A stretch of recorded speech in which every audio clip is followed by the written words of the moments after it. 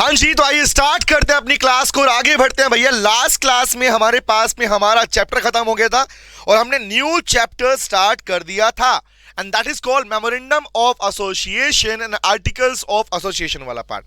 अब उसी पार्ट को लेके आगे बढ़ने वाले हैं। तो as you know, last session में हम लोगों ने अपने पास में मेमोरेंडम क्या होता है, आर्टिकल्स क्या होता है, कौन कौन से क्लोजेस में होता है, कंटेंट्स क्या होता है और कौन कौन से फॉर्मेट्स बने बनाए हमारे पास दिए हुए हैं, वो पूरा पार्ट हम कर चुके थे।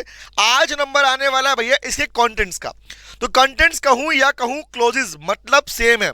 तो अगर यहां पर वर्ड लिखा जाए कि भैया कंटेंट्स क्या है और क्लोजेस क्या है, थोड़ा रिकॉल करता हूं लास्ट क्लास को, क्या आइडिया मिला आप लोगों को। तो लास्ट क्लास में हमने पार्ट सीखा था कि मेमोरेंडम में जो चीजें लिखी होती हैं, remember MON AOA articles of association and memorandum of association, ये दोनों के दोनों कंपनी के वो दो कोर डॉक्यूमेंट्स हैं जिनके बिना कंपनी नहीं बन सकती। एज यू नो, हम बात कर चुके थे कि ये डॉक्यूमेंट सबमिट करने पड़ते हैं इनकॉर्पोरेशन के टाइम पर प्रमोटर्स को, तभी जाके बाद में कंपनी फॉर्म होती है। नंबर 1। नंबर 2, याद करो हमने पढ़ा था सर, एक डॉक्यूमेंट मेमोरेंडम जिसे हम प्रिंसिपल डॉक्यूमेंट कहते हैं। क्यों कहते हैं? क्योंकि ये कंपनी की पावर और लिमिटेशन के बारे में बताता है। इन शॉर्ट कहने का मतलब क्या था, पॉइंट ये था भैया, कंपनी की पावर और लिमिटेशंस को बताने वाला डॉक्यूमेंट कौन सा है? MOA है। रिमेंबर, इन शॉर्ट अगर मान लो कंपनी क्या कर सकती है और क्या नहीं कर सकती, ये MOA में लिखा होता है, जिसमें हम पढ़ते हैं नेम क्लोज, लायबिलिटी क्लोज, और हम पढ़ने वाले हैं हमारे पास में, ठीक है। उसके बाद हमने बात की थी कंपनी का internal rules regulation. In short management के लिए जो रूल्स रेगुलेशन बनाएगा, बताएगा, वो कौन है? That is articles of association. तो हमने पूरा डिस्कशन कर चुके इसके ऊपर, अब आगे बढ़ने वाले हैं। तो आइए स्टार्ट करते हैं। तो आज हम बात करने वाले हैं भैया क्या क्या लिखा होता है MOA के कंटेंट्स के अंदर। और प्लीज यहां पर बहुत सारी बातें ऐसे जो कि लीगल प्रोविजन का पार्ट है, इसलिए ध्यान से सुनिएगा। चलो स्टार्ट करते हैं। तो फर्स्ट पढ़ने वाले हमारे पास में हम MOA के कंटेंट, MOA के क्लोजेस। सेक्शन नंबर 4 बताता है इसके बारे में। सेक्शन नंबर 4 में MOA के अंदर लिखे हुए कंटेंट है। नंबर 1 फर्स्ट पढ़ते हैं ना। First one is called guys, बोलते हैं आपका नेम क्लोज। अब एक कंपनी का नेम क्या होगा, एक कंपनी अपने नाम के पीछे सफिक्स के रूप में क्या यूज करेगी? सर मतलब सुनो ध्यान से बात को। आप जानते हैं दो प्राइमरी कैटेगरी कौन सी? One is called company private limited है, तो यूज करेगी प्राइवेट लिमिटेड अपने नाम के पीछे, और कंपनी अगर पब्लिक कंपनी है तो यूज करेगी वो लिमिटेड वर्ड। लेकिन यहां पर इतनी बात से काम नहीं चलने वाला। अब बात सुनना क्या बात है, क्योंकि यहां पर बात आएगी OPC के बारे में, यहां पे बात आएगी गवर्नमेंट कंपनी के बारे में। तो फर्स्ट मीनिंग समझना, MOA का पहला क्लोज है नेम क्लोज। नेम मतलब कंपनी के नाम के पीछे क्या लिखा जाएगा, तो वो समझते हैं। Number 1 is called guys, name close का मतलब है state the name of the company. Company का नाम क्या है ये इसी क्लोज में लिखा मिलेगा। तो अगर मान लो मैं कहता हूं कोई कंपनी मेरे पास आती है और लिखा हो उसने अपने नाम के पीछे लिमिटेड, कोई कंपनी लिमिटेड लिख रही है, लेकिन अगर मुझे रियलिटी में चेक करना है कि यार कंपनी प्राइवेट है पब्लिक है, तो मैं उसका MOA का नेम क्लोज चेक करूंगा। तो point number 1 is called name close, बताता है कंपनी का नेम के पीछे क्या है, कंपनी प्राइवेट है पब्लिक कंपनी है। नंबर 1। नंबर 2, अगर कंपनी पब्लिक है तो उस केस में उसे अपने नाम के पीछे लिमिटेड वर्ड यूज करना पड़ेगा। अगर कंपनी प्राइवेट लिमिटेड है तो उसे नाम के पीछे PVT लिमिटेड यूज करना पड़ेगा। ये कंडीशन है, मैंडेटरी कंडीशन है। ओके, इसके बाद में अगर कंपनी 1% कंपनी है, याद करो हम पढ़ के आ चुके हैं OPC, और वहां भी हमने सीखा था OPC के नाम के पीछे प्राइवेट लिमिटेड वर्ड नहीं मिलता। आप जानते हो OPC खुद में एक कैटेगरी है प्राइवेट कंपनी की, लेकिन अपने नाम के पीछे वो कभी भी प्राइवेट लिमिटेड वर्ड नहीं यूज करती। वहां पे लिखा मिलता है OPC, याद रखना क्या होता है, it shall mention in brackets below the name. उसके नाम के नीचे 1% कंपनी ही लिखा मिलेगा आपको हमेशा। तो ये कंफ्यूजन नहीं लेके आना रहे भैया प्राइवेट लिमिटेड PVT क्यों नहीं लिख रही, नहीं लिख रही भैया, उसके लिए रूल है ही नहीं एप्लीकेबल। उसके बारे में बात की थी सर, अगर कंपनी है हमारे पास में गवर्नमेंट कंपनी, रिमेंबर, तो गवर्नमेंट कंपनी के लिए हमेशा याद रखना सर लिमिटेड वर्ड यूज किया जाएगा। सर मतलब एक बात सोचो, गवर्नमेंट कंपनी का मीनिंग क्या था? मीनिंग था सर, चाहे सेंट्रल गवर्नमेंट या स्टेट गवर्नमेंट या बोथ गवर्नमेंट, पार्शियल गवर्नमेंट, अगर किसी भी कंपनी के अंदर 51% उससे ज्यादा का स्टेक होल्ड करती है, तो गवर्नमेंट अगर होल्ड कर रही है, that company is deemed to be said a government company. Remember, और गवर्नमेंट कंपनी के रिक्वायरमेंट क्या है कि उसे नाम के पीछे लिमिटेड वर्ड यूज करना पड़ता है। अब क्वेश्चन ये आया कि ठीक है पब्लिक कंपनी के पीछे पहले से लिखा हुआ लिमिटेड, तो अगर कोई पब्लिक कंपनी गवर्नमेंट कंपनी बनती है तो सिंपल सी बात है लिमिटेड पहले था, बाद में भी लिमिटेड हो गया। But what is the criteria, अगर कोई कंपनी प्राइवेट कंपनी थी और प्राइवेट कंपनी को गवर्नमेंट कंपनी बनाया गया, तो उस केस में क्या, तो भैया उस केस में याद रखो वो प्राइवेट लिमिटेड कंपनी को भी अपने नाम के पीछे लिमिटेड वर्ड यूज करना पड़ेगा। क्लियर है भैया। दूसरा, इसके बाद हमने बात की थी कि इसके बारे में सेक्शन 8 कंपनी हम पढ़ चुके हैं। तो सेक्शन 8 कंपनी के पीछे प्राइवेट लिमिटेड या लिमिटेड जैसे वर्ड यूज करना मैंडेटरी नहीं है। There is no compulsion to use the word private limited और limited after the name of the section 8 company. तो गाइस ये पूरी बात किसके रिगार्डिंग है? पूरी बात नेम के रिगार्डिंग। आओ लिखते हैं इसके बारे में, थोड़ा सा लिखते हैं। चलो चलो चलो चलो चलो, तो फर्स्ट लिखते हैं the content and clauses of MOA of memorandum of association. तो MOA के अंदर हमारा पहला क्लोज बनता है, क्लोज नंबर 1 इज, लिखो, name clause. Clause number 1 is called name clause. तो नेम क्लोज क्या बताएगा? हालांकि यहां पर सिर्फ नेम की बात की गई है, लेकिन अगर मैं और डीप में जाऊं और बताऊं आपको, तो नेम में ये वाला पार्ट भी आता है। नेम में ये वाला पार्ट भी आता है जो आप इंस्टीट्यूट ने नहीं दिया। बता रहा हूं क्या नहीं आता है, कि आप कभी भी कोई सिमिलर नाम यूज नहीं कर सकते। ऑलरेडी कोई कंपनी चल रही है तो उसके सिमिलर नाम आप यूज नहीं कर सकते। इंडिया के अंदर एग्जांपल मुझे बताओ, ऐसे कुछ वर्ड्स हैं जिन्हें आप यूज नहीं कर सकते without the approval of CG. Sir कौन से वर्ड? एग्जांपल मुझे बताओ, क्या मैं अपनी कंपनी का नाम खोल सकता हूं? Commissioner of income tax private limited, commissioner of income tax private limited.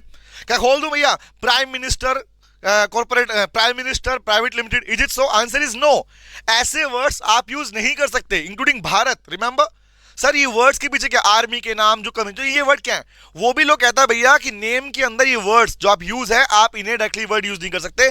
इनके लिए आपको सेंट्रल गवर्नमेंट का अप्रूवल लगता है। तो ये बात आप याद रखना। बट यहां के पॉइंट में क्या लिखोगे आप? यहां पे क्लोज में लिखोगे, फर्स्ट लिखो नंबर 1 इज कॉल्ड। पहली बात तो क्या बोला? First thing is called this clause state. लिखो दिस क्लोज, नोट करो, लिखो this clause states the name of the company. The name of the company, company का नाम सेट करता है। लिखो whether it is private limited, whether the company it is private limited, it is private limited और limited, which we can say public company और private company.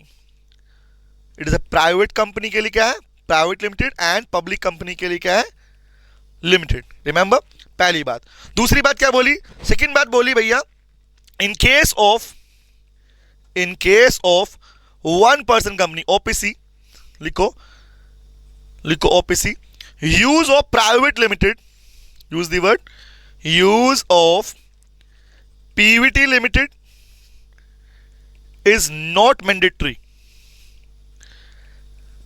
PVT limited word use करना इसके लिए मैंडेटरी नहीं होता है। ओके, आगे लिखता हूं, but it should use the word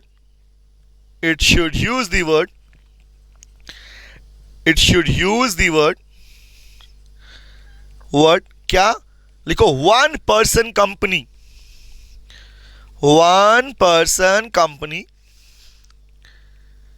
under its name. अपने नाम के नीचे इसे वो यूज करना पड़ेगा। एग्जांपल मान लो कोई कंपनी है, मान लो छुई मुई है, एक OPC कंपनी है, ठीक है।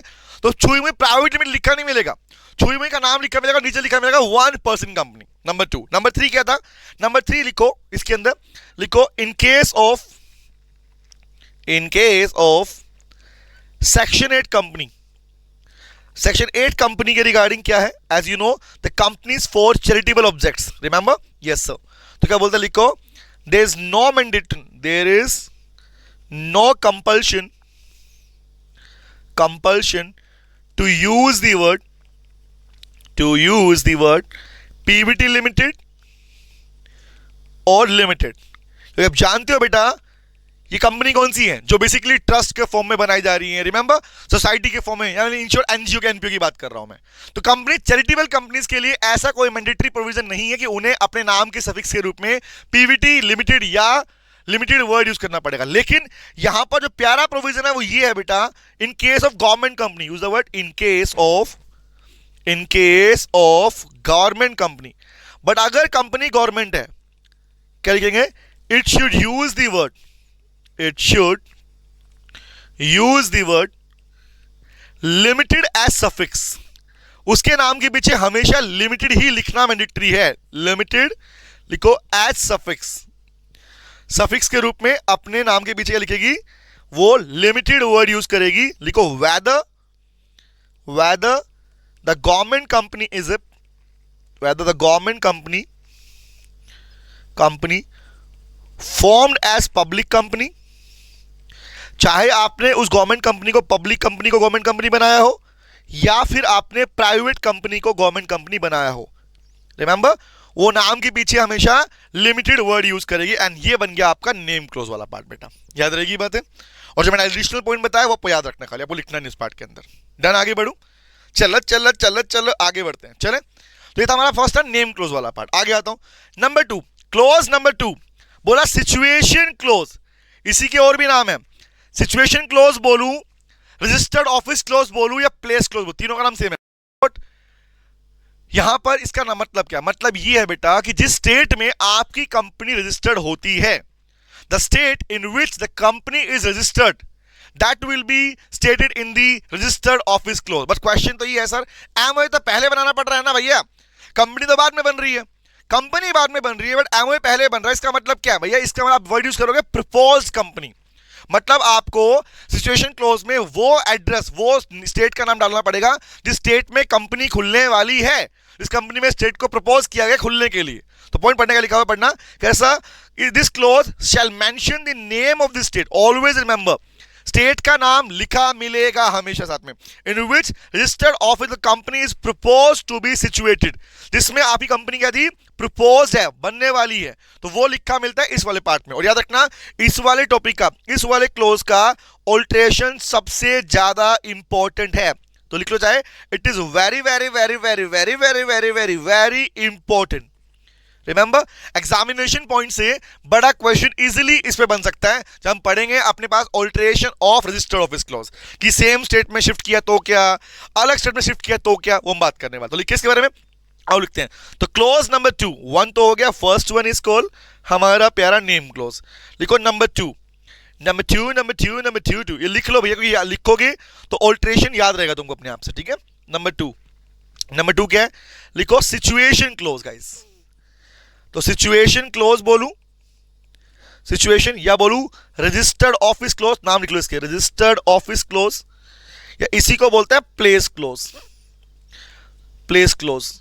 तो इसमें क्या लिखा मिलता है, फुल एड्रेस नहीं, यहां पे फुल एड्रेस तो लिखा मिलता है लेकिन उस मेंशन करते हो, मेंशन करते हो जिस पर्टिकुलर स्टेट में आपका ऑफिस प्रपोज है खुलने के लिए, that state name will be mention.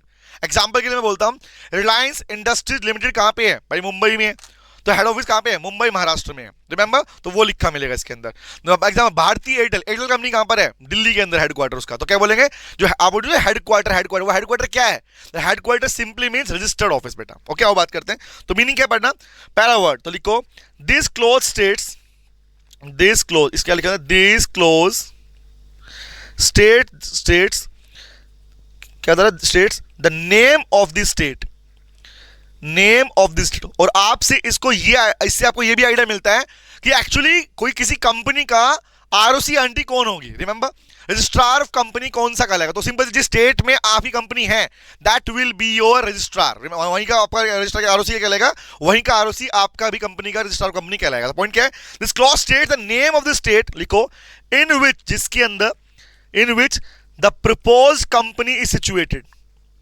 The proposed company is situated, जिसमें आपकी कंपनी होगी वो यहां पर मेंशन किया जाएगा। तो use the word propose is word जिससे आपको आइडिया मिले, क्योंकि सिंपल सी बात है भैया, एमओए पहले बनता है पहले सबमिट होता है, इसलिए वहां पर जहां पे कंपनी खोलने वाले हो वो लिखा मिलेगा, रिमेंबर। ओके आगे आता हूं, अगला पार्ट कौन सा, next is called object close. Object बोलते हैं ऑब्जेक्टिव को। भैया एक बात बताओ, जिस पर्टिकुलर ऑब्जेक्टिव के लिए कंपनी बनाई गई, मैंने आपसे पूछा भी था, याद करो, COC education private limited is an educational company, तो इसका मतलब ये हुआ ना कि COC education private limited company के एमओए में लिखा हुआ है कि एजुकेशन के रिगार्डिंग जितने भी सर्विसेज है कंपनी प्रोवाइड करेगी।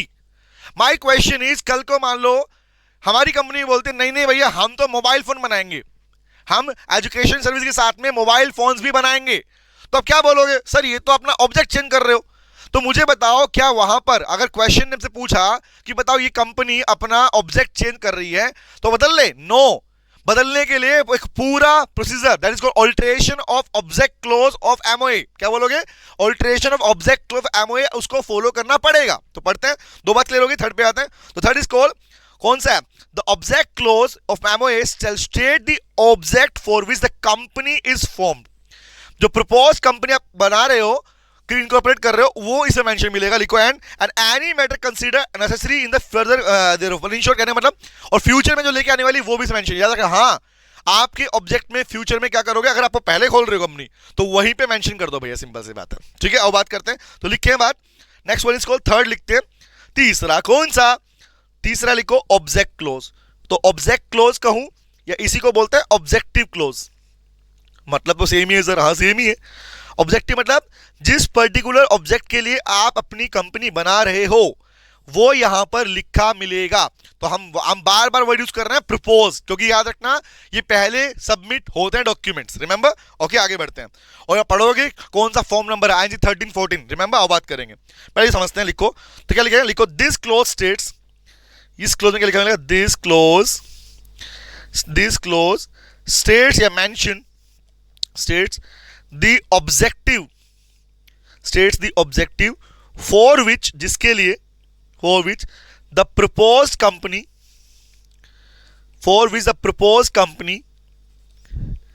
is incorporated, जिसके लिए आपकी कंपनी इनकॉर्पोरेट हो रही है। तो अब आगे पढ़ोगे इसके बारे में कि कंपनी अपना ऑब्जेक्ट कैसे चेंज कर सकती है। अब एग्जांपल के लिए मैं एक नाम तुम्हें देता हूं, लिसन टू मी। जैसे कंपनी नेम विप्रो, मैंने पहले भी इस बारे में बात की थी, याद करो, खोलता हूं, विप्रो है ना, विप्रो, ठीक है, खोलता हूं, पिक्चर निकालता हूं हमारे लिए, एक सेकंड रुकना, मैंने पिक्चर इमेज निकाल रहा हूं। अब मुझे बताओ, मैं अगर आपसे पूछूं, रिमेंबर, अगर आपसे पूछूं कि विप्रो कंपनी को आज लोग किस नाम से जानते हैं, मतलब क्या पर्पज है, फुल फॉर्म क्या पता है इसका? विप्रो का फुल फॉर्म है western Indian palm refined oil company. Yes, लोग इसे बोलते हैं कि भैया ये तो आईटी कंपनी है सर, ये तो आईटी कंपनी। इवन आज के दिन हमारे इंडिया में जो हॉस्पिटल्स वगैरह हैं, रिमेंबर, उनके लिए वेंटिलेटर्स वगैरह बनाना, मशीन जो बनती है ना, वो भी बनाती है, यस एग्जैक्टली, सॉफ्टवेयर बनाती है। My question is, Wipro is an IT company, लोग इसी नाम से जानते हैं इसको, बट इसका फुल फॉर्म क्या है? Western Indian palm refined oil company, Wipro sir, एक तेल बेचने वाली कंपनी। यस, और सुन लो, खाली तेल बेचना नहीं, तेल का नाम पता क्या था? आज भी आपके देश में तेल मिलता है सनफ्लावर, नाम सुना है? सनफ्लावर रिफाइंड ऑयल मिलता है ना, वो ऑयल, वो एक्चुअली यही कंपनी थी भाई। लेकिन सर हमें सनफ्लावर के पीछे कभी भी विप्रो का नाम दिखने को मिलता ही नहीं है। यस, नहीं मिलता, क्योंकि रीजन इज, जब कंपनीज के बोर्ड ऑफ डायरेक्टर्स, मैनेजमेंट अलग अलग होते हैं, उसे हम बोलते हैं, क्या बोलते हैं, इन शॉर्ट, जिस कंपनी के डायरेक्टर्स इंडिपेंडेंटली काम करते हैं, तो उसे बोलते हैं, आपका वहां पे नाम नहीं मिलता आपको वहां पे। और सुन लो, इवन आपने सुना कैमल, इंडिया में जब इंक यूज करते हैं, कैमल इंक वगैरह आती है, रिमेंबर, वो इंक वाली कंपनी भी इसी के अंडर में आती है। क्या बात कर रहे हो? Yes, but still same, like example याद करो, पहले जियो रिलायंस जियो था, अब जियो सिर्फ जियो है। मतलब क्यों? Now the BOD, the management is different, पहले सेम था, रिमेंबर। तो पॉइंट क्या है? कैमल लगा लो। और सुन लो, किसान केचप, सुन रहे, किसान जैम, किसान केचप, वो भी बेटा इसी के पार्ट में आता है। यस, तो प्रैक्टिकली एक तेल बेचने वाली कंपनी, एक ऑयल बेचने वाली कंपनी, इंक बेचने वाली कंपनी, या फिर मैं कहूं जैम वगैरह बेचने वाली कंपनी एक आईटी कंपनी है। यस, आईटी कंपनी, क्योंकि रीजन इज इसके डायरेक्टर्स अलग है, इसके मैनेजमेंट अलग है। बट माय पॉइंट, मेरा क्वेश्चन ये नहीं है, मेरा क्वेश्चन ये है कि तेल बेचने वाला मेन ऑब्जेक्टिव था, तो तेल बेचने के बाद ये इंक में आए, इंक के बाद केचप में आए, केचप के बाद आईटी में पूरी शिफ्ट हो गई। तो क्वेश्चन है, अजीम प्रेम जी द्वारा किया गया काम, क्या कंपनी के ऑब्जेक्ट को चेंज किया होगा उन्होंने? यस, किया होगा। तो क्या किया होगा इन्होंने किया होगा बेटा, अपना ऑब्जेक्ट चेंज करने के लिए इन्हें ऑब्जेक्ट के रिगार्डिंग ऑल्टरेशन के पूरे प्रोसेस को फॉलो किया होगा। और वही हम एक्चुअली एग्जैक्टली पढ़ते हैं अपनी क्लासेस के अंदर कि एक्चुअली कोई कंपनी अपने किसी भी क्लोज को अगर चेंज करती है तो वो क्लोज चेंज करने का क्या तरीका है। तो पहला पॉइंट क्या है, क्लोज होते क्या पहले वो पढ़ रहे हैं, फिर हम आएंगे इस पार्ट के ऊपर कि इन क्लोज को चेंज कैसे किया जा सकता है और कैसे होते हैं प्रैक्टिकली। तो आगे बढ़े, तो पॉइंट है ऑब्जेक्टिव क्लोज में लिखा होता है किस ऑब्जेक्टिव कंपनी बनाई गई है। रिमेंबर, आगे बढ़ते हैं, आगे लिखते हैं, आगे फोर्थ लिखते हैं। फोर्थ वन इज, अगला कौन सा है, बोला लायबिलिटी क्लोज। और ये पार्ट तो पहले भी पढ़ के आ चुके हो। लायबिलिटी मतलब आप जानते हो, क्वेश्चन पूछो बताना मुझे, ये बात मैंने पहले बताई थी, बताना मुझे, क्या कंपनी की खुद की कोई लायबिलिटी होती है क्या? क्या कंपनी की खुद की लायबिलिटी होती है कि company is artificial person? Okay, है आर्टिफिशियल पर्सन। क्यों artificial person? Because it created by the operation of law, not by natural birth. Company के मम्मी कंपनी के पापा थोड़ी होते हैं भाई, सुना है, कंपनी की मम्मी कंपनी के पापा भाई बहन नहीं ना। माय पॉइंट इज कंपनी की लायबिलिटी फिर कौन सी होती है? तो हम सीख चुके थे, याद करो, the status of liability of A company will be decided by the status of liability of its member. जो लायबिलिटी मेंबर्स की होती है वही लायबिलिटी कंपनी की होती है। तो बेसिकली कंपनी की लायबिलिटी फिक्स करने वाले कौन है भैया? मेंबर्स ही है। अगर मेंबर्स ने डिसाइड किया कि we will be held responsible for the unpaid amount on share, हमारा जो अमाउंट कंट्रीब्यूशन है उस तक लायबल है, तो हम बोलेंगे लिमिटेड बाय शेयर। अगर मेंबर्स ने बोला कल कंपनी बंद होती है तो विल प्रोवाइड द गारंटी, हम कह रहे हैं गारंटी देंगे, उसे बोलते हैं लिमिटेड बाय गारंटी कंपनी बोलते हैं। अगर मेंबर बोले हमारे घर के बर्तन बिक जाए, 20 बच्चे बिक जाए, मतलब इन शॉर्ट पर्सनल प्रॉपर्टी भी यूज कर सकते हो, that mean member are saying the liability is unlimited. Remember, तो what I am trying to say, जैसी लायबिलिटी मेंबर्स की होगी वैसी लायबिलिटी किसकी होगी? कंपनी की होगी। तो क्वेश्चन यही है कि मेमोरेंडम ऑफ एसोसिएशन के लायबिलिटी क्लोज में क्या लिखा होता है। अब बात करते हैं। तो फर्स्ट आया, ये क्लोज बताता है क्या, weather the liability of member company is limited और अनलिमिटेड, ये बताएगा। अगर किसी को चेक करना हो कि कोई कंपनी की लायबिलिटी कैसी है, तो आपको उस कंपनी के लायबिलिटी क्लोज को चेक करना पड़ेगा कि weather the company liability is limited और अनलिमिटेड। अनलिमिटेड मतलब क्या होता है? अनलिमिटेड लायबिलिटी ऑलवेज मींस, इसका मीनिंग एक ही होता है यार, ऑलवेज रिमेंबर, पर्सनल लायबिलिटी। तो अनलिमिटेड मतलब पर्सनली लायबल। अगर मेंबर्स पर्सनली लायबल होते हैं, मतलब उन शॉर्ट उनकी पर्सनल प्रॉपर्टी यूज किया जा सकता है कंपनी के लॉस के लिए। पर्सनल प्रॉपर्टी को, उनके बैंक बैलेंस को, उनकी संपत्ति को, वेल्थ को अगर यूज किया जा सकता है, दैट मींस मेंबर्स क्या है? लायबल कैसे है? पर्सनल लायबिलिटी है। ओके, आगे बढ़ते हैं। दूसरा वर्ड क्या है? अगर कंपनी लिमिटेड बाय शेयर आप पढ़ चुके हो, तो उस केस में मेंबर्स की लायबिलिटी क्या होती है? Members will be liable up to the amount unpaid. Simple सी, जो पैसा नहीं दिया उसी के लिए लायबल रहेंगे, उससे ज्यादा उनसे आप कोई डिमांड नहीं कर सकते। हम पढ़ चुके हैं पहले भी इस बारे में, ठीक है। आगे आते हैं। अगला, अगर कंपनी बाय गारंटी है, तो आप पढ़ चुके दो केस यहां पर। गारंटी वाली कंपनी के अंदर कंपनी के वाइंडिंग अप के टाइम पर क्या होती है? मेंबर्स को वो गारंटीड अमाउंट पे करनी पड़ती है, केस नंबर 1। एक केस नंबर 2 क्या था? या फिर अगर मेंबर्स की जो मेंबरशिप है वो एक्सपायर हो गई after the cessation of membership, तो 1 साल के अंदर अंदर उन्हें वो पैसा देना पड़ता है। तो एक नहीं 2 केस है, या तो कंपनी बंद हो रही हो तो पे करना पड़ता है गारंटी अमाउंट, या फिर मेंबर्स की मेंबरशिप एक्सपायर हो गई। सर एक्सपायर मतलब हो सकता है मान लो किसी मेंबर ने मिसकंडक्ट कर दिया, फ्रॉड कर दिया, तो बाकी मेंबर ने कहा भाई निकालो इसको, एक्सपेल कर दो इसको, तो उस केस में उससे अपना गारंटी अमाउंट देना पड़ेगा। नंबर 3। ओके, इसके बाद क्या था? तो उसका था अनलिमिटेड वाला केस, कौन सा? जब मेंबर्स पर्सनल लायबल होते हैं। तो लिखिए इसके बारे में, लिखते हैं इसके बारे में, चलो लिखते हैं। नंबर 3, नंबर 4 इसको लिखो लायबिलिटी क्लोज। 4 इज कौन सा है? लिखो लायबिलिटी क्लोज। तो लायबिलिटी में वही बातें लिखिए जो ऑलरेडी हम पढ़ चुके लास्ट क्लास के अंदर, लायबिलिटी क्लोज, फिर भी लिखेंगे इसके बारे में हम लोग। लायबिलिटी क्लोज क्या बताएगा भैया? तो मेमोरेंडम ऑफ एसोसिएशन का लायबिलिटी क्लोज बताता है कंपनी की लायबिलिटी के बारे में, मेंबर्स की लायबिलिटी के बारे में। तो लिखो, पहले एक वर्ड लिखता हूं, लिखो, नोट करो, लिखो the liability of the company, या this clause states the liability of the members of the company. किसी भी कंपनी के मेंबर्स की लायबिलिटी कैसी है वो ये वाला क्लोज बताएगा। लिख लो दोबारा से। और क्या लिखा है इसमें? तो पॉइंट एग्जांपल के लिए लिखो whether, you can use the word whether it is limited, whether the liability is limited, you can use the word whether the liability is limited, चाहे लायबिलिटी लिमिटेड हो और अनलिमिटेड, क्योंकि लिमिटेड में 2 case थे, by share और by guarantee, remember. तो ये same वही प्रोविजन है जो हमने टाइप्स ऑफ कंपनी में सीखा था भाई, ठीक है। आगे बढ़ू, ठीक है। तो पॉइंट लिखते हैं इसके अंदर, आगे लिखो if company is limited by share, if company, same word, if company is limited by share, company is limited by share, अगर कंपनी लिमिटेड बाय शेयर है तो इन दैट केस क्या बोलेंगे? द मेंबर्स विल बी, क्या बोलूंगा? The members will B held liable up to the amount unpaid on share, जो पैसा उन्होंने नहीं दिया भाई, unpaid on share, उनके शेयर कंट्रीब्यूशन में जो पैसा। और इसको हमने विद एग्जांपल समझा था भाई, कि मैंने बताया था 1 लाख शेयर इशू किए, इतने पार्ट्स में एप्लीकेशन मनी दे दिया, अलॉटमेंट दे दिया, बाकी पैसा बचा हुआ था, रिमेंबर। तो वो पार्ट यहां पर हमारे पास में आ जाता है, ठीक है गाइस। तो पॉइंट इज कॉल, अगर मैं बोलूं सिंपल सी बात, क्या वो मेंबर्स लायबल हैं अपनी अमाउंट जिन्होंने कंट्रीब्यूट नहीं की उसके बारे में। रिमेंबर, आगे आता हूं। दूसरा वन बोला हमारे पास में, नेक्स्ट वन इज कॉल्ड अगर कंपनी बाय गारंटी, तो इफ कंपनी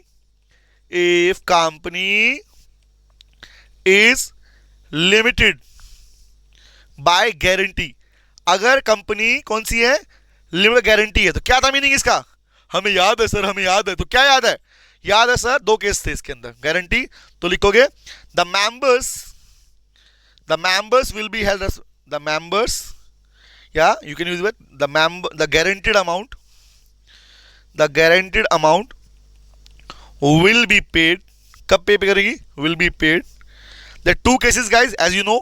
पहला केस क्या था, the first case is sir, या तो वाइंडिंग अप के टाइम पर, तो लिखेंगे paid at the time of winding up, at the time of winding up, at the time of winding up, at the time of winding up of company, company अगर बंद हो रही है उस टाइम पर। दूसरा, और या फिर केस नंबर 2 क्या है, और विद इन 1 ईयर, और विद इन 1 ईयर, 1 साल के अंदर अंदर। कब बेटा, after the expiry of, after the expiry, या I can use this cessation of, after the expiry या cessation of expiry of membership.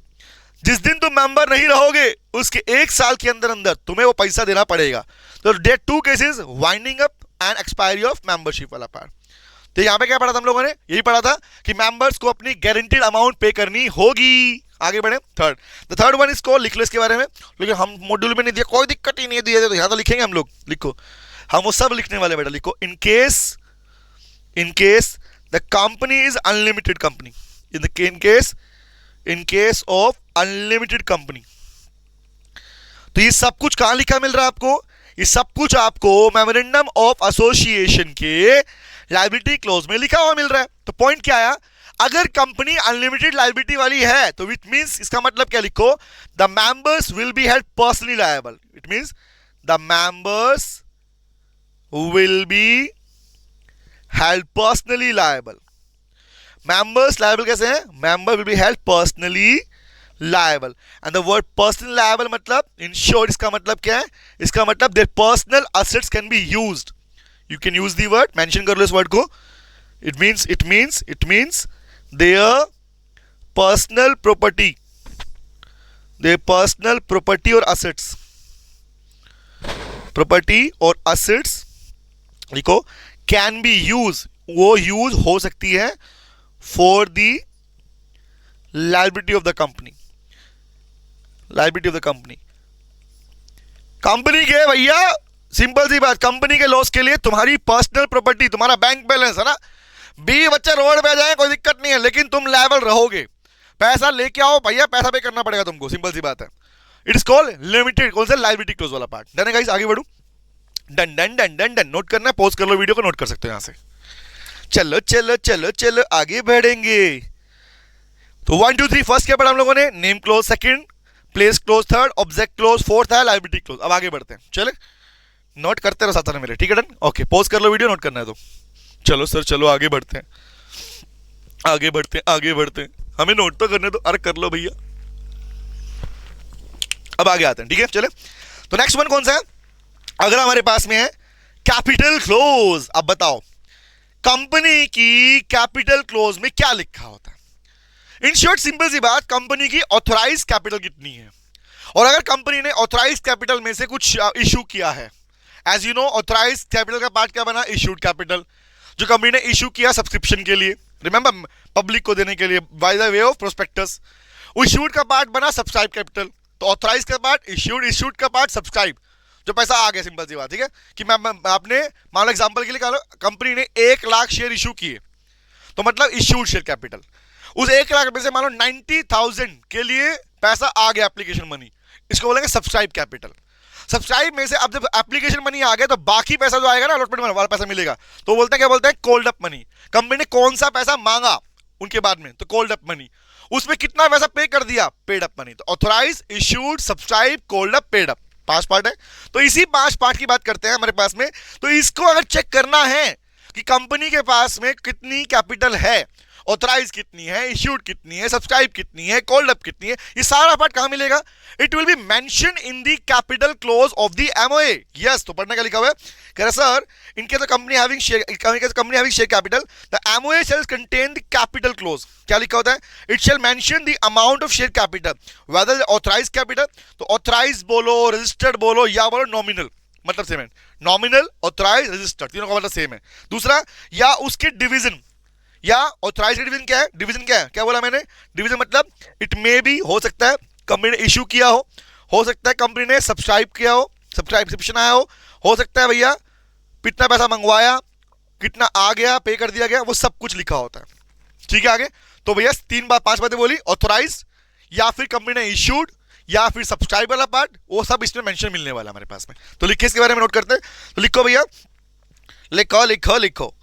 But sir अगर मान लो किसी कंपनी ने इशू किया ही नहीं तो ओनली वर्ड मिलेगा ऑथराइज कैपिटल। ठीक है, ऑथराइज या रजिस्टर्ड वर्ड मिलेगा आपको, किस पैसा लगाया ना भैया। ओके, आगे बात करते हैं। चलिए, तो वर्ड है हमारे पास फोर्थ इज फिफ्थ पे आते हैं। पांचवा प्रोविजन कौन सा? और हम इसके पहले जान चुके हैं प्राइवेट कंपनी में क्या, पब्लिक कंपनी में क्या।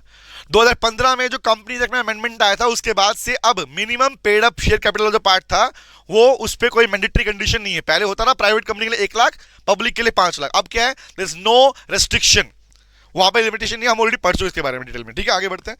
The next one is called, लिखो कैपिटल क्लोज। कैपिटल क्लोज, तो कैपिटल क्लोज में क्या लिखा?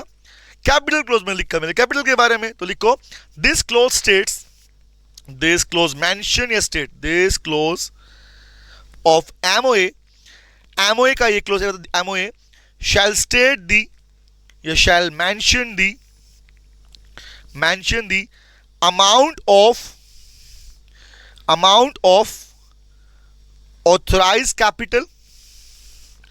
ऑथराइज को बोलते हैं रजिस्टर्ड कैपिटल। कंपनी के रजिस्ट्रेशन के टाइम पर, रिमेंबर वो बोलिए, registered capital, amount of authorize या रजिस्टर्ड कैपिटल, रजिस्टर्ड बोलूं या बोलूं नॉमिनल कैपिटल।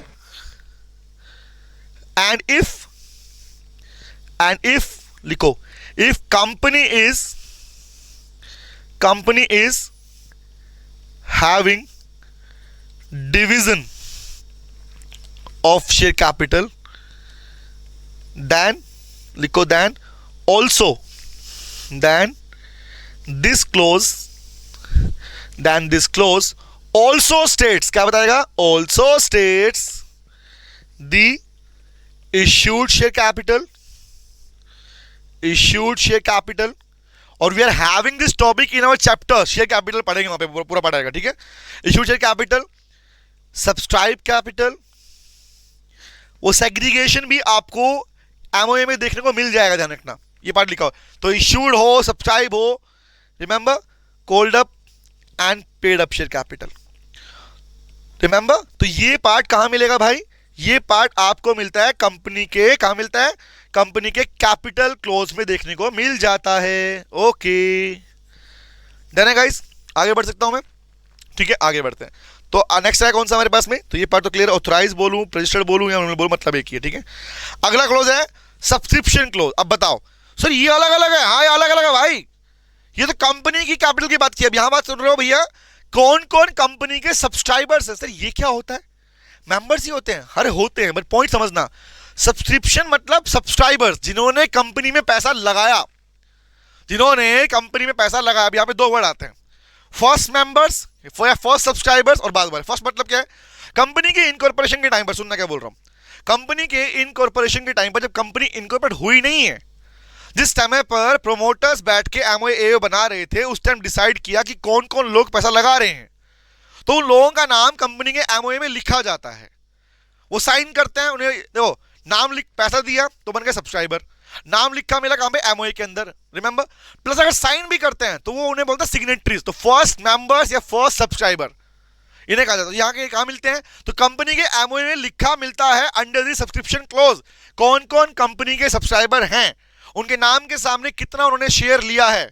इवन अगर आपके पास सिंगल शेयर भी है तो आप भी सब्सक्राइबर हो, सिंपल सी बात है। बट डिफरेंस क्या है? फर्स्ट सब्सक्राइबर मतलब कंपनी के इनकॉर्पोरेशन से पहले वाले सब्सक्राइबर फर्स्ट सब्सक्राइबर बोलते हैं बेटा। ठीक है, पढ़ना। तो 1 पढ़ना, नंबर 1 इज कॉल्ड कंपनी के पास अगर शेयर कैपिटल है तो वर्ड समझना, द सब्सक्रिप्शन क्लॉज क्या होता है, is state the number of share that each subscriber has agreed to subscribe, वो शेयर जिसके लिए सब्सक्राइबर ने अग्री किया है सब्सक्राइब मैंने पैसा देने के लिए, सिंपल सी बात है। आ गया दूसरा पॉइंट क्या, number 2, every subscriber shall agree to subscribe for at least 1 share, अगर आपको सब्सक्राइबर तभी कहा जाएगा जब कम से कम आपने 1 शेयर खरीद रखा है। अगला, या फिर number of share of by each subscriber shall indicate opposite to the name, बोला ना भैया, आपके नाम के सामने ही लिखा मिलेगा कितने शेयर आपके पास में है, तो लिखे इसके बारे में, तो लिखो ये कौन सा है सर, ये इसी का पार्ट देख रहे हैं, ये जो भी देखा ना ऑथराइज इश्यूड सब्सक्राइब, ये इसी का पार्ट है, सब्सक्राइब कितना पैसा किसने दिया, रिमेंबर। तो पॉइंट हम बात कर रहे हैं, लिखो अलग से क्लोज, इसमें लिखो 6 clause, 6th one is called 6 clauses, लिखो if company is having share capital, if company is having share capital, लिखो नोट करो, सब्सक्रिप्शन क्लोज, सब्सक्रिप्शन क्लोज क्या बताता है, तो लिखो, कह रहा भैया सिंपल सी बात है इसके अंदर, if company is having share capital, if company is having, note करो, शेयर कैपिटल, कंपनी के पास में अगर शेयर कैपिटल है तो लिखो दिस क्लोज, तो ये वाला क्लोज लिखो, क्लोज स्टेट्स दी, बताएगा, states the name of subscribers, name of subscribers लिखो अलोंग विद देयर होल्डिंग्स, जितना उन्होंने ले रखा है along with their holdings, holdings मतलब even they are having 1 share, their name will be represented in the MOA of the company. The point is, if company is having share capital, this clause states the name of the subscribers along with the holding. लिखो, if a company, लिखो, even, you can use the word, even the subscriber is having at least 1 share. Even is having at least 1 share, it will be reflected, it will be indicated, अगर उसका एक भी share लिखोगे sir, the number of share will be indicated, it will be written, will be indicated, लिखो opposite to the name of the subscriber, तो subscriber के नाम के सामने वो लिखा मिलेगा कितने शेयर उसके पास में। तो ये कहां मिलता है भैया, अगर चेक करना है तो सिंपल सी बात, कंपनी के एमओए में अगर मैं सब्सक्रिप्शन क्लोज ओपन करूंगा तो मुझे वहां पे देखने को मिल जाएगा ये पार्ट, डन है गाइस, ओके। 6 हो गया, 7 पे आता हूं, the 7th is and the last one is कौन सा है, लिखो नॉमिनेशन क्लोज। ये बात तो आपको याद होगी, क्या सभी कंपनी को नॉमिनेशन क्लोज भरना पड़ता है, ना, नॉमिनेशन क्लोज का मतलब nominee, appointment of nominee, sir कहां था, ओपीसी में, फॉर्म नंबर क्या था, पढ़ चुके हो, डिटेल में पूरा 1 पर्सन कंपनी कर चुके हो तो याद होगा, 1 पर्सन कंपनी को बनाने के टाइम पर नॉमिनी का अपॉइंटमेंट मैंडेटरी है, as you know, and the form number is INC incorporation form number 2 किसके लिए है, नॉमिनी को अपॉइंट करने के लिए, INC 3 to get the consent of the nominee, INC 4 withdrawal of consent of nominee, 3 याद है, 2 3 4, तो 2 3 4, तो पॉइंट इज नॉमिनेशन क्लोज किसको भरना है भाई, सिंपल सी बात, 1 पर्सन कंपनी। तो पॉइंट क्या बोलना पड़ना, कह रहा सर सुनना, in case the company is having OBC, the MOA shall state the name of the person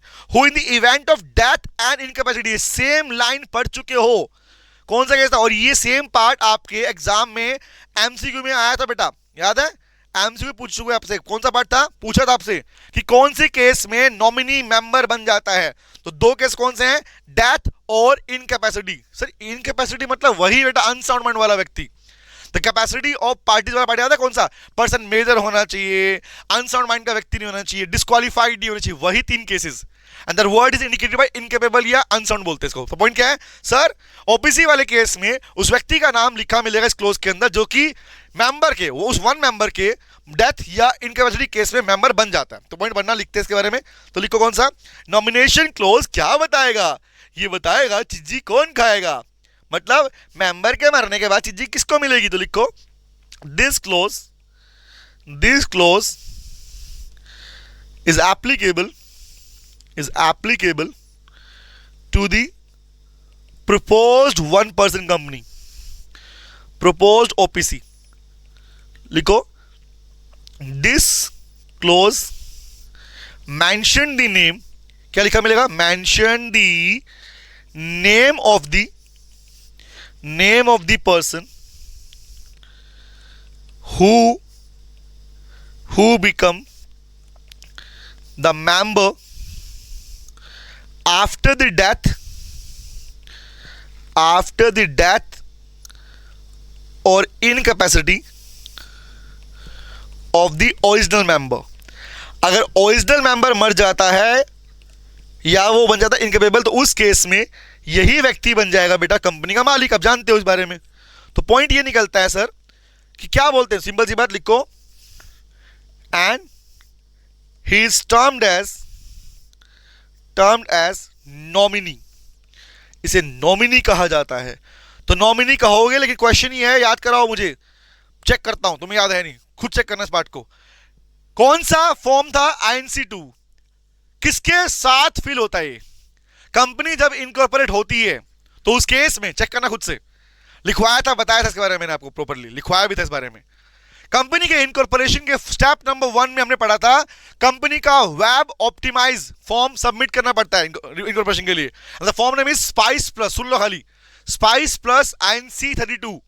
spice मतलब simplified proforma for incorporating company electronically, the form remember. Plus में INC32 क्या था, INC32 था part A and part B, name reserve करना और documents के लिए apply करना, चाहे वो डिन अप्लाई करना हो, रिमेंबर हमने पढ़ा उसके बारे में. तो उसी फॉर्म के साथ में INC2 भी सबमिट करना पड़ता है OPC को. जनरली प्राइवेट कंपनी को सिंपली INC32 सबमिट करना पड़ता है, बट पॉइंट इज उस फर्स्ट स्टेप के साथ में अगर OPC खोल रहे हो तो आपको INC2 वहीं पर सबमिट करना पड़ता है, और वो फॉर्म कहलाता है नॉमिनेशन क्लोज गाइस. तो नॉमिनेशन है, नॉमिनी का अपॉइंटमेंट क्लोज याद रखना, क्लियर है? ओके. और ये कहां मिलेगा, it is applicable to only 1 person company. जो आप OPC खोल रहे हो उसमें एप्लीकेबल होता है. Is it clear guys? तो ये था हमारा पूरा टॉपिक, कौन सा, कंटेंट्स ऑफ MOA. डन हो गया. चलने आगे बढ़े, कुछ और पढ़े इसके अंदर, यहां तक क्लियर हो गया. तो हमारा ये वाला पार्ट बेटा यहां पे खत्म होता है. डन. इसको हमने पूरा नोट भी कर लिया, क्योंकि अब इसी को यूज करके हम पढ़ने वाले ऑल्ट्रेशन वाला पार्ट. रिमेंबर, चले आगे आते हैं. तो नोट कर लिया तो ठीक है, वरना नोट कर सकते हो इसको आप. हमारा तो नोट हो गया होता है सर. Yes sir. चले बताओ. वीर तुम बड़े चलो, धीर तुम बड़े, चलो आगे बढ़े. चलो, the next topic is called, आ गया बेटा जिसका तुम्हें था इंतजार. कौन सा था, ऑल्ट्रेशन ऑफ MOA. इसमें इज वेरी इंपॉर्टेंट. अच्छी बात यह है कि अगर आपको क्लोजेस याद हो चुके हैं तो ऑल्ट्रेशन में आपको चीजें इजीली क्लियर होंगी. दूसरी बात, याद करो कुछ टॉपिक मैंने आपको पहले कवर कराया, कौन से, रेजोल्यूशन वाले पार्ट. कितने टाइप के रेजोल्यूशन होते हैं, कितने टाइप की मीटिंग्स होती हैं, हम जान चुके हैं. थोड़ा और इधर समझना ध्यान से बात क्या हो, क्योंकि वो बातें यहां पे आने वाली है. My first point is, companies में चेंजेस करना है. कोई भी चेंज करना चाहता है तो चेंज का मतलब या तो कंपनी का MOA बदल रहे हो या फिर कंपनी का AO बदल रहे हो. भाई या तो कंपनी की पावर लिमिटेशन छेड़ रहे हो, रिमेंबर, इनमें से किसी भी को छेड़ रहे हो, या फिर कंपनी के इंटरनल रूल छेड़ रहे हो. तो उसके लिए लोग अगर छेड़ना इतना आसान नहीं है. छेड़ने के लिए मतलब चेंज करने के लिए आपको एक प्रोसीजर फॉलो करना पड़ता है. That is called, number 1 is called, पहले आपको मीटिंग बुलानी पड़ेगी.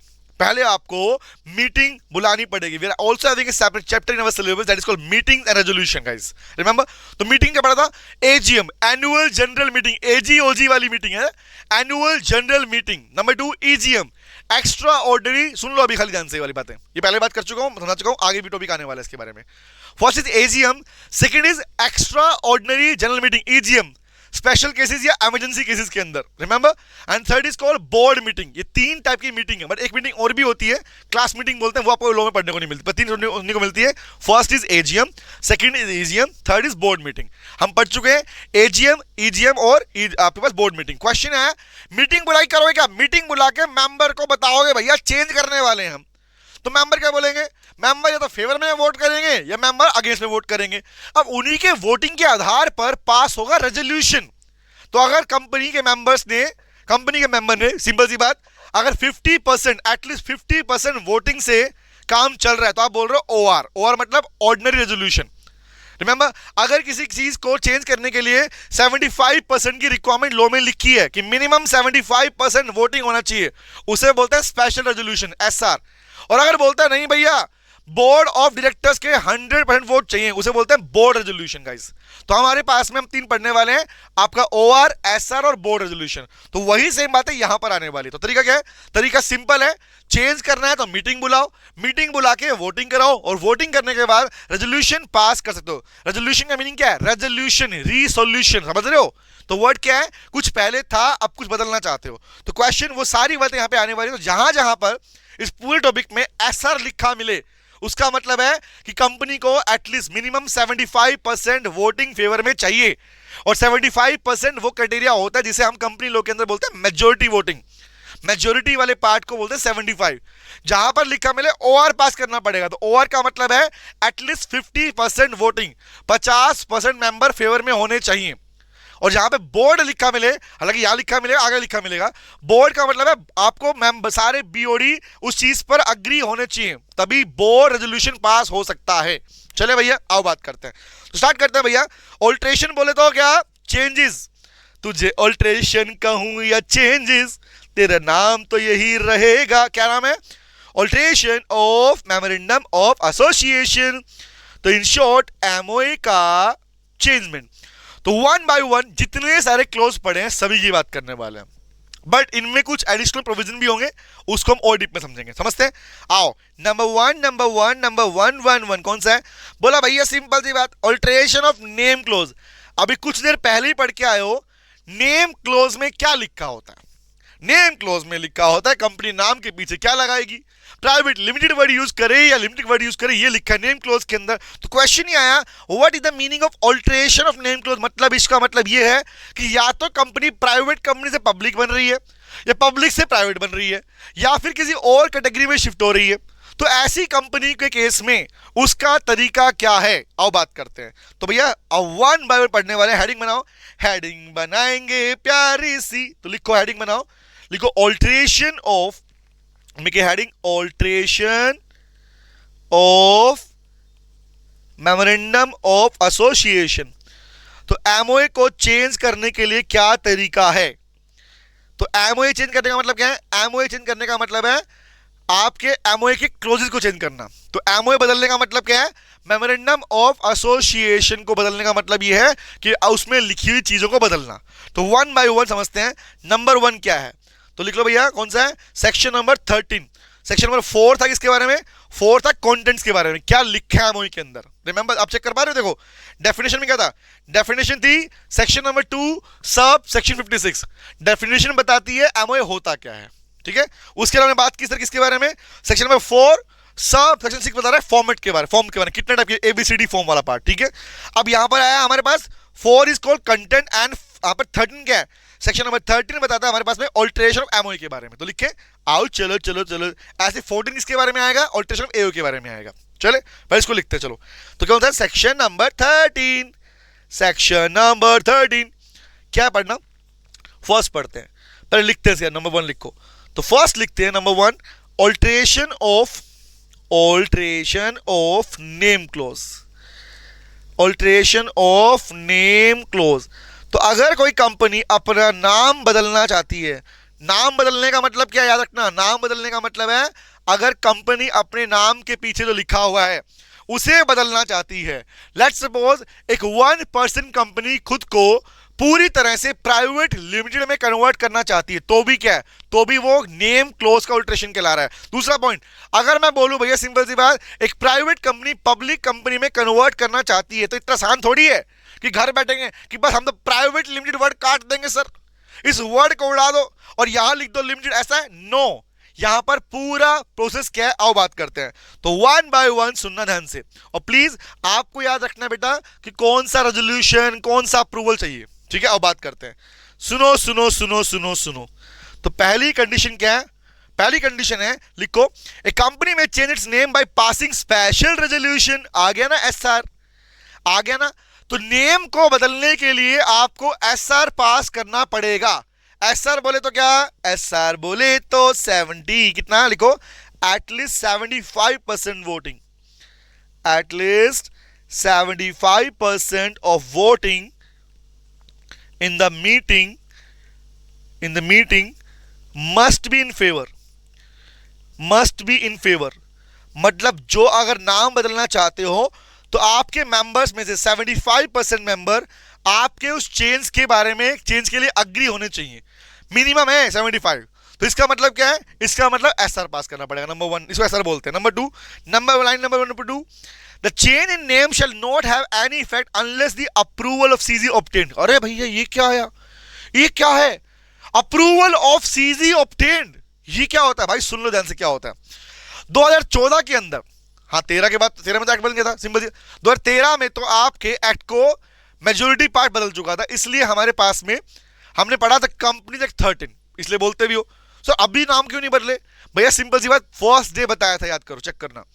किसी भी एक्ट का ईयर तब बदला जाता है जब उस एक्ट में मेजोरिटी पार्ट चेंज हो चुका हो. यस 75% मिनिमम अगर चेंज हो जाता है तो जिस साल में चेंजमेंट इंप्लीमेंट हुआ वो साल उसके साथ चिपक जाता है लाके. ठीक है, बट पॉइंट इज 2013 के बाद भी चेंजेस आए, 14 में भी आए, 15 में भी आए, 16 में भी आए, अभी भी आए भैया, अभी भी आए, लगातार आ रहे हैं. तो ऐसा ही चेंज आया था 2014 के अंदर. 2014 में एक रूल निकाला गया. रूल याद है? रूल मतलब जो नया प्रोविजन, याद है? रूल्स. तो रूल नंबर 30. रूल क्या है? Rule number 30. यस, इसको हम अलग से पढ़ने वाले भी सिलेबस के अंदर. ठीक है, तो पॉइंट ये आया, rule number 30 of the companies rules act 14. क्या बोल रहा हूं मैं? रूल नंबर 30 जो कि लिखा हुआ है द कंपनीज रूल्स एक्ट. कौन सा रूल एक्ट है? 2014.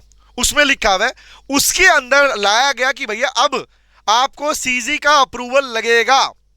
हालांकि सीजी ने पावर डेलीगेट कर दी आरडी के पास. सर क्या बोले? अभी आएगी बात है सर, सुन लो ध्यान से, मेरी बात सुनो. अभी हम क्या वर्ड यूज कर रहे हैं? पहले एसआर पास करना पड़ेगा. दूसरा बोला अगर नेम बदलना है तो सीजी का अप्रूवल चाहिए. सीजी का अप्रूवल के लिए पूरा लंबा चौड़ा रूल नंबर 30 पढ़ना है. मजेदार टॉपिक है, बहुत मजेदार है, बहुत इजी है वो. ठीक है, आगे तीसरा बात क्या है? आगे पढ़ना, the approval of CG is not required. लेकिन सीजी का अप्रूवल चाहिए नाम बदलने के लिए. लेकिन अगर सीजी का अप्रूवल किसके लिए चाहिए? बोला if only change in name of the company. अगर आप सिर्फ क्या प्राइवेट वर्ड को डिलीट कर रहे हो, रिमेंबर, कन्वर्जन के टाइम पर, या प्राइवेट वर्ड को ऐड कर रहे हो कन्वर्जन के टाइम पर, मतलब पब्लिक से प्राइवेट कंपनी बना रहे हो या प्राइवेट से पब्लिक बना रहे हो और आपने सारे फॉर्म प्रोविजन फॉलो कर लिए, तो अलग से आपको ओनली प्राइवेट वर्ड ऐड और रिमूव करने के लिए नहीं चाहिए. रिमेंबर, अदरवाइज से पूरा नेम बदल रहे हो तो उस केस के लिए आपको सीजी का अप्रूवल लगेगा. तो सीजी का अप्रूवल लेने का पूरा प्रोसेस हम पढ़ेंगे अपने पास में. ठीक है, आगे बढ़ते हैं. अगला पॉइंट क्या? इसके बाद जब नाम चेंज कर लोगे, the change in name shall be subject to the provision of section number 4 the name shall not be undesirable. याद करो, थोड़ी देर पहले मैंने कहा था कि आपके नाम के साथ में ऐसे कुछ वर्ड नहीं होने चाहिए. आपका नाम सिमिलर या सेम किसी से नहीं हो, मिलता जुलता नहीं होना चाहिए. रिमेंबर, सिमिलैरिटीज नहीं होनी चाहिए. दूसरा, या फिर आपके नाम में ऐसे कुछ वर्ड्स नहीं होने चाहिए जिन्हें यूज करने पे अलाउ, यूज करने पे रेस्ट्रिक्शन है. मैंने वर्ड यूज किया रेस्ट्रिक्शन, नॉट प्रोहिबिशन. तो याद रखना, इंडिया में एग्जांपल दूं, एक यूपीआई पेमेंट है भारत पे. सुनो ना, भारत पे. तो भारत पे में भारत वर्ड यूज करना इजी है क्या? नो, ना ना ना ना, उसके लिए अप्रूवल लगेगा भैया सीजी का. रिमेंबर, तो पॉइंट इज आपका नाम अनडिजायरेबल नहीं होना चाहिए. और उसके बाद में बोला अब ये नाम हो जाएंगे तो कंपनी शेल फाइल मतलब सबमिट टू आरओसी एंटी. क्या बोला? पढ़ना. 1 इज स्कोर. पहला क्या था? फर्स्ट था एसआर पास करो. सेकंड था सीजी का अप्रूवल लेके आओ. रिमेंबर, थर्ड था नाम अनडिजायरेबल नहीं होना चाहिए. फोर्थ है जब सारे काम कर लोगे तो आपको आरओसी आंटी को क्या देना पड़ेगा? आंटी को देना क्या? आंटी को देंगे हम एसआर की कॉपी. ले ले पकड़ एसआर की कॉपी. हमने जो अपने मेंबर से वोटिंग ली है और फेवर में गए हैं उनसे हमने क्या किया? हमने उनसे कॉपी ली, आरओसी आंटी को देंगे. दूसरा, और आपके सीजी के अप्रूवल की कॉपी हम पढ़ेंगे इवन इसके बारे में बेटा, अलग टॉपिक आएगा.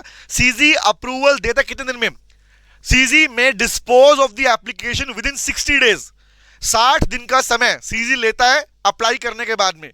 अगर सब कुछ ठीक है तो विद इन 15 डेज. अगर सब कुछ ठीक होता है तो 15 दिन के अंदर सीजी आपकी एप्लीकेशन अप्रूव कर देता है. लेकिन अगर आपके पास में आप अप्लाई कर दो, मेजोरिटी मैक्सिमम कितना? मैक्सिमम है 60 दिन. और why I am using the word dispose of, मतलब सीजी चाहे तो अप्रूव करे चाहे तो रिजेक्ट करे. ऐसा भी होता है, ऐसा भी होता है भाई, ऐसा भी होता है. तो यहां क्या पढ़ रहे हो? यहां पढ़ रहे हो जब सारी एसआर पास कर लिया, अप्रूवल ले लिया, तो अप्रूवल को भी क्या करनी है? अप्रूवल को भी आपको आरओसी आंटी के पास सबमिट करनी है. अब क्या होगा?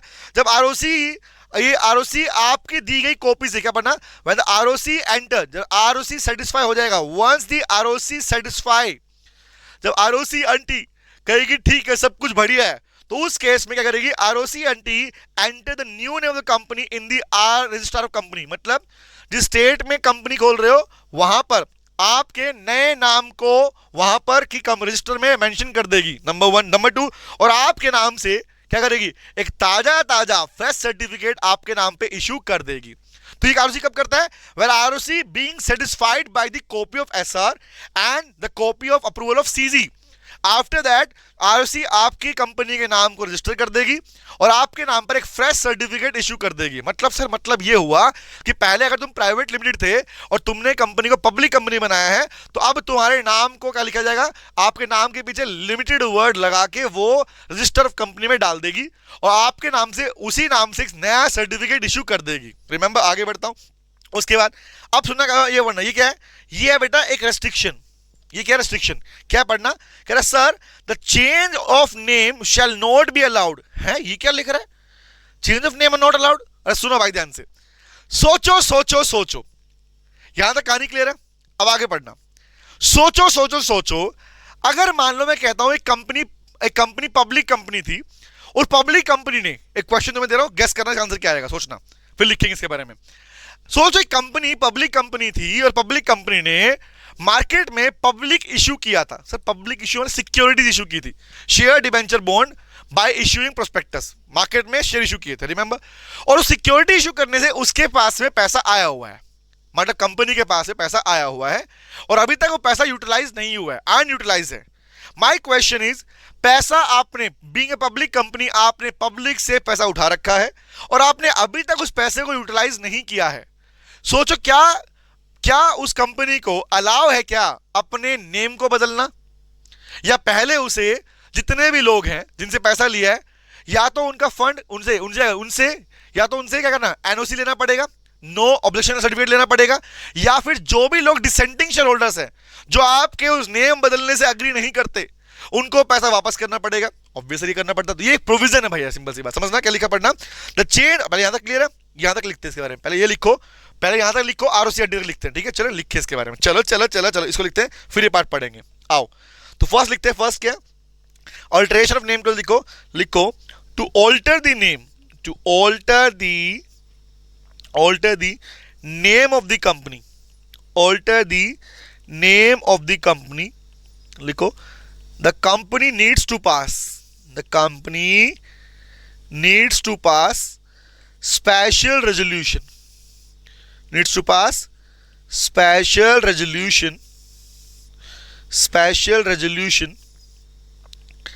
in general meeting, obvious meeting बुला के करोगे, in general meeting, तो कंपनी को एसआर पास करना पड़ेगा जनरल मीटिंग के अंदर, ये रिक्वायरमेंट है, नंबर 1। नंबर 2, दूसरा, बट लेकिन क्या, बट सच ऑल्टरेशन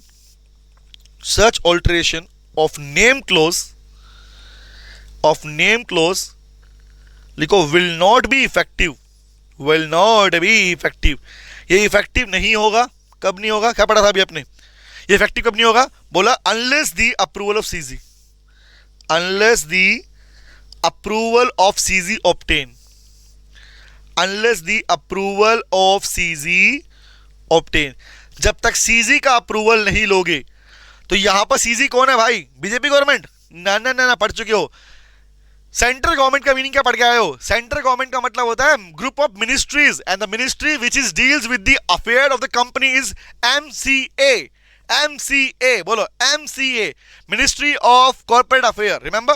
तो आपको क्या चाहिए, अप्रूवल चाहिए, कहां मिलता है approval, under the rule number 30, लिख लो, इसे लिखो under the rule number 30, under the rule number 30 of the companies rules act, of the companies, bracket में लिखो रूल्स एक्ट लिखो 2014, ठीक है। आगे उसके बाद अगला, the name of the company, the name of the,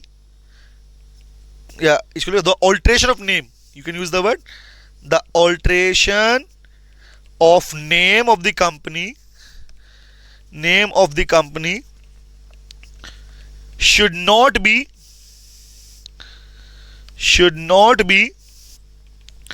undesirable, वो अनडिजायरेबल नहीं होना चाहिए। अनडिजायरेबल सिमिलर मतलब आप कोई भी सिमिलर नाम यूज नहीं कर सकते, रिमेंबर। और आप अगर कोई ऐसे वर्ड यूज करते हो जिनको लिए प्रोहिबिशन रिस्ट्रिक्शन है, वो यूज नहीं कर सकते। तो अगर कर रहे हो तो अनडिजायरेबल है, रिमेंबर। तो आपका अप्रूवल चाहिए पहले, उसके ध्यान रखना। ओके, आगे आता हूं। अगला, टू रिमूव द नेम लिखो, लेकिन approval of CG is not required. किसके लिए लिखो, दो बातें लिखो। नॉट रिक्वायर्ड, फॉलो लिखो, to add the word PVT limited. कब बेटा? व्हेन कंपनी, कौन सा? Conversion of public company into private company. क्योंकि सिंपल सी बात है, उस टाइम पर ऑलरेडी आप अप्रूवल ले चुके होते पहले से, तो दोबारा अप्रूवल की रिक्वायरमेंट नहीं पड़ती आपको। Number 1। Number 2, to remove the word private limited. तो इस चीज के लिए अलग से रिक्वायरमेंट नहीं है, कि ऑलरेडी अप्रूवल मिल चुका होता है पहले से। कौन सा? In the case of conversion of private company into public company. तो इसके लिए अलग से आपको अप्रूवल की रिक्वायरमेंट नहीं है। अब ये नहीं अप्रूवल तो मिल चुका पहले भाई, इसका मतलब ये अप्रूवल ऑलरेडी पहले मिल चुका होता, दोबारा नहीं चाहिए आपको। ठीक है, जब ये सब कुछ हो जाएगा फिर क्या होगा? फिर होगा आरओसी आंटी का खेला। क्या खेला है? पढ़ना। नेक्स्ट इज कॉल लिखो। उसके बाद क्या है? लिखो, द कंपनी, जब दोनों काम कर चुके, कौन से कर चुके हो? आपने एसआर पास कर दिया जी, कर दिया हमने प्यार, एसआर पास कर दिया, आपने अप्रूवल ले लिया जी, अप्रूवल भी ले लिया। अब क्या करना पड़ेगा? अब आपको आरओसी आंटी को बताना पड़ेगा। जानते हो ना, मोहल्ले की आंटी है वो aunty, ROC aunty. The company लिखो, company shall file, the company shall file. File मतलब होता है सबमिट करना, filing, it always means submission, याद रखना। The company shall file to the ROC aunty. Company को आरओसी आंटी को क्या देना पड़ेगा? आंटी हम सीखने बोलते हैं भैया क्लास में, ठीक है, ऐसे नहीं आंटी बोलते हैं। आरओसी मतलब रजिस्ट्रार ऑफ कंपनी, रिमेंबर। क्या है? 2 चीज देनी पड़ेगी। नंबर 1, ए पार्ट क्या है? First is copy of special resolution, जो आपकी कंपनी ने एसआर पास किया उसकी copy. And number 2 is copy of approval of CG, और जो आपकी कंपनी को सीजी का अप्रूवल मिला, वो दोनों कॉपी, एक कॉपी एसआर की और एक कॉपी सीजी का अप्रूवल की, ये दोनों कॉपी आपको आरओसी आंटी को देनी पड़ेगी। अब मुद्दा है, यहां पर तो समय लिखा ही नहीं, अब क्या करूं? बताओ क्या करूं? यहां पर समय नहीं लिखा, तो आरओसी आंटी का फेवरेट टाइम कितना है भाई? बताओ 90% केसेस में आरओसी आंटी का फेवरेट टाइम कितना है? 30 दिन। तो लिखो, you can use the word with in 30 days, और you can also use the word with in the prescribe time period. अगर डेज याद ना आए तो लिखा ना भैया प्रेस्क्राइब टाइम पीरियड, गलत थोड़ी हो जाएगा। लिखो विद इन 30 days, 30 दिनों के अंदर ये इंफॉर्मेशन आरओसी आंटी को देनी पड़ती है मेरे भाई। ठीक है, डन। क्लियर है? तो ये पार्ट क्या है? ये आरओसी को दे दिया। जब आरओसी को मिल गया, क्या हो गया? आरओसी को मिलने के बाद क्या है? जब आरओसी को ये दोनों कॉपी मिल जाएंगी तो लिखोगे आफ्टर दिस, लिखो when, after submitting the copies, submitting मतलब filing the copies, after filing the copies, लिखो व्हेन आरओसी बीइंग सेटिस्फाइड, जब वो आपके उस पार्ट से सेटिस्फाई हो जाएगी, लिखो the ROC shall issue a fresh certificate of incorporation with a new name, नए नाम के साथ में आपका एक नया सर्टिफिकेट आपके नाम से इशू कर देती है। दूसरा, shall also register and shall also register the new name मतलब भैया नाम के जो पीछे चेंज हुआ, new name in the register of the company, in the register of the company of the state. पूरा लिखो, register of the company of the state. जिस स्टेट में आप कंपनी खोल रहे हो उस स्टेट का जो रजिस्टर है उसमें भी आपका नाम वहां पर मेंशन कर देगी, वहां पे रजिस्टर कर देगी भाई, कर देगी, आरुषि आंटी कर देगी. तो ये मिलना ही क्या है एक्चुअली, ये पूरा यहां तक का काम क्या है, ये पूरा ऑल्ट्रेशन है गाइस. जो अलग से लिख रहे हो वो क्या है, वो ये है कि भैया कि कल को मान लो अगर चेंजमेंट हुआ, रिमेंबर, हाँ जी रिपीट कर रहा हूं, आफ्टर सबमिटिंग और फाइलिंग दी कॉपीज, जब आरुषि आंटी के पास आरुषि सेटिस्फाई हो जाएगी, मतलब क्यों, मतलब इन शॉर्ट भैया सिंपल सी बात, जो डॉक्यूमेंट तुमने दिए हैं वो डॉक्यूमेंट सही है नहीं है वो चेक करने के बाद, वेरीफाई करने के बाद में वो आपको एक नया सर्टिफिकेट इशू कर देगी और आपका नाम स्टेट के रजिस्टर में मेंशन भी कर देगी न्यू नेम के साथ में. क्लियर है. और ये मिलने का मतलब है your alteration of name close is complete, आपका नेम क्लोज ऑल्ट्रेशन पूरा हो चुका. जो अलग से क्या लिखा, वो अलग से पार्ट ये था बेटा कि अगर मान लो एसआर पास नहीं हुआ तो, अब बताओ, सुनना ध्यान से बात को, खुलना ध्यान से बात को. मैंने अभी बोला, अभी सुनना ध्यान से, यहां तक क्लियर हो गया, समझ में आ गया, नोट है यहां तक, डन है. अब बात सुनना आगे, ठीक है, एक सेकेंड सुनो ध्यान से बात को. माई क्वेश्चन इज, अभी हमने लिखा एसआर पास करना पड़ेगा, ठीक है भैया करना पड़ेगा, बट एसआर का मतलब तो ये है कि 75% मिनिमम रेडी होने चाहिए. सोचो किसी कंपनी के अंदर 75% लोग तैयार हो गए नेम क्लोज को लेके, मतलब आपका काम तो बन गया, मतलब आपका मतलब कंपनी का काम तो बन गया, बट बाकी बच्चे 25% शेयर होल्डर, क्या उनका क्या होगा भाई, जो लोग तुम्हारे ऑल्ट्रेशन से खुश नहीं थे, जो तुम्हारे ऑल्ट्रेशन से खुश नहीं थे, आज तुम पब्लिक से प्राइवेट कंपनी में कन्वर्ट हो रहे हो, वो लोग नहीं चाहते तुम्हें प्राइवेट कंपनी में जाओ, तो वो लोग तो मना करेंगे ना, मना करेंगे. तो अगर वो लोग मना करेंगे जिन्होंने तुम्हारी पब्लिक कंपनी को पैसा दिया हुआ था सिक्योरिटीज के नाम का, और तुम उन्हें अपनी कंपनी का जो स्टेट चेंज कर रही हो, तो भैया वो तो बोलेंगे ना. तो यहां पर लोग बोलता है कि क्या करना पड़ेगा, तो लोग कहता है भैया तब तक तुम्हारा ऑल्ट्रेशन इफेक्टिव नहीं होगा. सुनना क्या बोल रहा हूं, तब तक तुम्हारा ऑल्ट्रेशन इफेक्टिव नहीं होगा जब तक तुम उन सारे डिसेंटिंग शेयर होल्डर्स को, डिसेंटिंग मतलब जो तुम्हारे जिन्होंने कंसेंट नहीं दिया, सहमति नहीं दी, डिसेंटिंग कंसेंटिंग वाले सहमति देने वाले, डिसेंटिंग वाले सहमति नहीं दी, जो तुम्हारे लिए खुश नहीं थे, उन सबको तुम्हें एग्जिट ऑप्शन देना पड़ेगा. मतलब कि भैया देखो, या तो मान जाओ वरना निकल जाओ, और निकल जाओ तो ठीक है अपना पैसा लेके निकल जाओ. तो ये ऑप्शन आपको उन्हें देना पड़ता है, याद रहेगी बात है. तो वही लिखा हो पढ़ना, कह रहा सर ना, the change of name shall not be allowed to the company which has not filed annual return. सुना, फर्स्ट प्रिंसिपल, या तो रिटर्न नहीं किया या फिर अपना जो पैसा था वो वापस नहीं कर पाई भाई. मतलब देखो दो पॉइंट है यहाँ पे, एक पॉइंट नहीं दो पॉइंट है.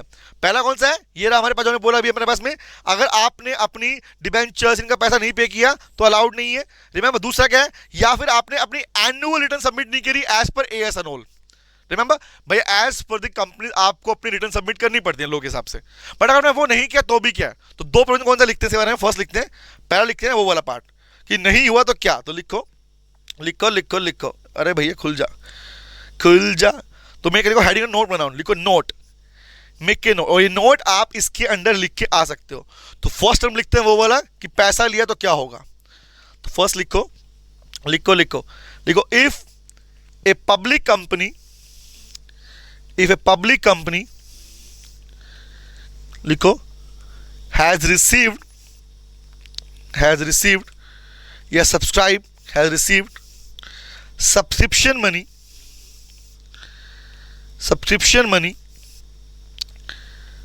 money by way of issuing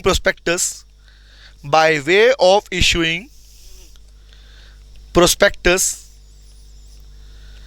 and such amount is not utilized, और ये पैसा अभी तक यूटिलाइज नहीं हुआ, but company wants to alter its name from public to private then such company shall provide an exit option, उसे देना पड़ेगा एग्जिट ऑप्शन, कि जाओ, जाना है तो चले जाओ, an exit option to its dissenting shareholder. और ये सेम लाइन हमारे ऑब्जेक्ट क्लोज में भी आएगी, ध्यान रखना, to its dissenting shareholder, ये मैं लिखवा रहा हूं इसके अंदर, ठीक है, ओके, होल्डर्स। तो उसे वो ऑप्शन देना पड़ेगा कि जाओ अपना पैसा लेके निकल जाओ। क्लियर है भाई? एक लाइन तो ये हो गई, ये नोट नंबर 1। अब लिखते हैं नोट नंबर 2 क्या है, या फिर कंपनी ने अपनी पेमेंट्स नहीं करी, डिबेंचर्स, डिपॉजिट्स, इनका पैसा नहीं दिया, या फिर कंपनी ने as per accounting standard as के हिसाब से स्टेटमेंट नहीं बनाई, रिमेंबर। तो भैया अगर तुम किसी फॉल्ट में हो तो फॉल्ट के साथ तुम्हें अलाउ नहीं किया जाता, फॉल्ट के साथ तुम्हें अपना नेम चेंज करने का अलाउ परमिशन नहीं मिलती है। तो लिखो नोट नंबर 2। नोट नंबर 1 तो ये हो गया, नोट नंबर 2 लिखो, नोट नंबर 2। सर क्या है नोट इसका हिस्सा है? यस, ये नोट आप इसी पार्ट में भी लिख सकते हो, अलाउड है, ध्यान रखना, ओके, इसी का पार्ट है, ओके। अगला पार्ट क्या पड़ा? बोला दूसरा पार्ट क्या है, अगर आपने, सुनना ध्यान से, क्या था, आपने फाइल मैंने सबमिट नहीं की एनुअल रिटर्न या final statement due to filing with ROC aunty के पास में आपने रिटर्न सबमिट नहीं करी, या आप पेमेंट जो आपकी रीपेमेंट थी, डिपॉजिट की, डिबेंचर की, इंटरेस्ट की, वो नहीं दे पाए, तो बोला आप जब तक इस चीज को ठीक नहीं करोगे आप नेम चेंज नहीं कर सकते। तो इसका मतलब क्या है, यहां पर क्या बोला, जब आपने ये चीजें ठीक कर लोगे तो अलाउ है, उससे पहले अलाउ नहीं है भैया। तो लिखे इसके बारे में, नोट नंबर 2 लिखो, नोट नंबर 2 लिखो, सच चेंजेस, ये लिखो, alteration of name change, alteration of name clause लिखो, shall also not effective, shall not be effective, वो इफेक्टिव नहीं होगा, कब नहीं होगा, shall not be effective लिखो, if company has failed to repay deposit amount, interest amount, loan amount, etcetera, ठीक है। अगर आप पे नहीं कर पाए, फेल हो गए हो, तो आपको अलाउ नहीं है, कब तक? दूसरा, unless the company makes it good, मतलब जब तक ठीक नहीं कर लोगे तब तक तुम्हें अलाउ नहीं है, नंबर 1।